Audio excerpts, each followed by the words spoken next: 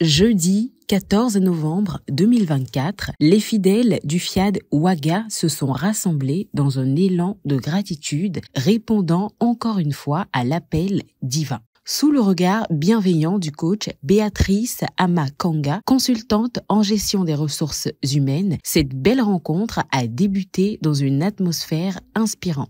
Contre la féminité, je m'engage à être si fort, I commit myself to talk about elle. Fiers et engagés, les participants ont entonné l'hymne national et le credo des ambassadeurs du développement, guidés de l'ambassadeur Laure Doulcom, titulaire d'une licence en comptabilité, le coach Honorine Nana Ouedraogo, comptable, et le coach Noélie Tiendrebeogo, secrétaire administratif à la retraite. Réunis dans la somptueuse salle du RAN Hotel, nos valeureux hôtes ont reçu avec chaleur et ferveur les décrets de bienvenue du coach Modeste Compaoré, officier subalterne des Forces armées nationales. Nous venons ici pour avoir la connaissance actualisée. Même dans les enseignements du coaching, ça change, ça s'améliore. Pour moi, nous venons à l'avenir de la santé et du bien-être pour côtoyer les somebody afin de discerner ce qui est bon, agréable et parfait. Bienvenue à bord du Boeing 737 de la compagnie Coaching Airlines.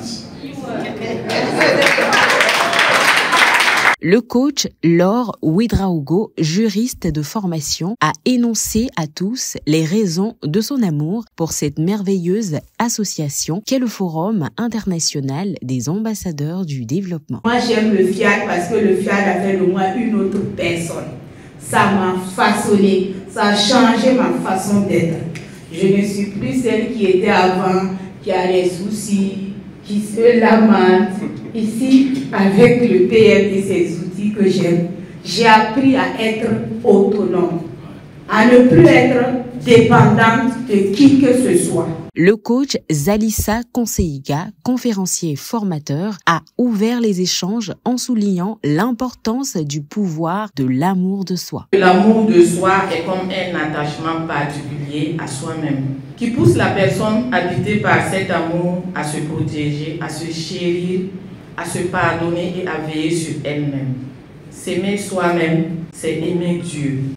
Pour moi, l'amour de soi m'a permis de prendre de meilleures décisions, de me donner plus d'amour à mon propre être, à mon propre corps, à ma propre vie. Cet amour de soi qui a fait de moi un être comblé et heureuse ne s'oppose ni à l'autre, ni à l'amour de l'autre.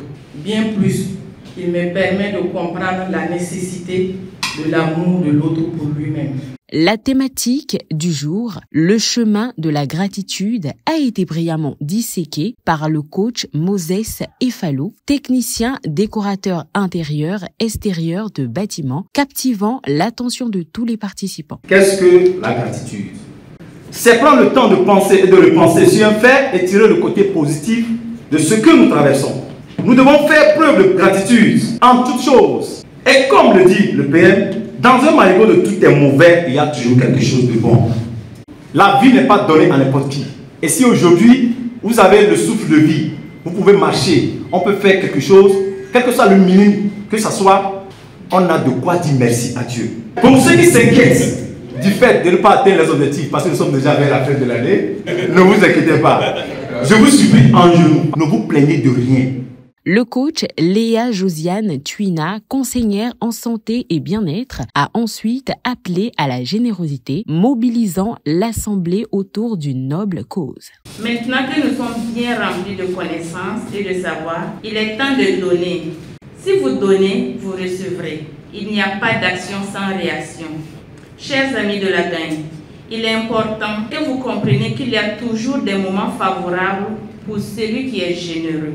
Déterminés à vibrer à la fréquence positive, les participants se sont levés pour une session de programmation animée par le coach Aimé Désiré Kizerbo, romancière.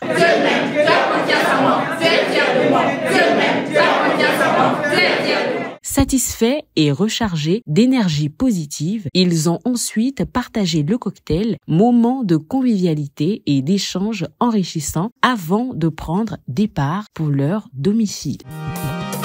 C'est sans sous-estimer les opportunités de vie, de couple que Dieu nous donne. L'être humain est ce qu'il est à l'intérieur.